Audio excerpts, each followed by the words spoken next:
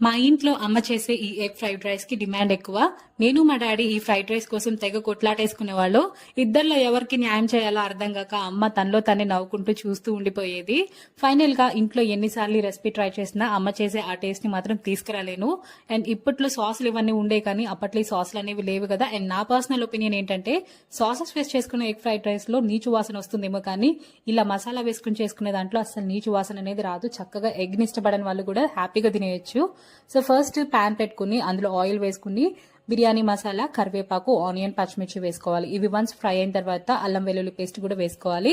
ఇప్పుడు ఇవన్నీ ఫ్రై అయిన తర్వాత మీ ఇంట్లో అవైలబుల్ గా ఉన్న వెజిటేబుల్స్ అన్ని వేసుకుని సార్ట్ అవుట్ చేసుకున్న తర్వాత స్క్రాంబుల్డ్ ఎగ్ వేసుకుని ధనియాల పౌడర్, జీలకర్ర powder, home made garam masala, మీ స్పైస్ కి తగ్గట్టు కారం వేసుకుని రైస్ వేసుకుని కలుపుకోవాలి. ఇప్పుడు మరొకసారి సాల్ట్ వేసుకుని అడ్జస్ట్ చేసుకుని లాస్ట్ లో కొత్తిమీర వేసుకుని సర్వ్ చేసుకుంటే ఎంతో టేస్టీగా ఉండే మా mom's magical recipe egg fried rice ready.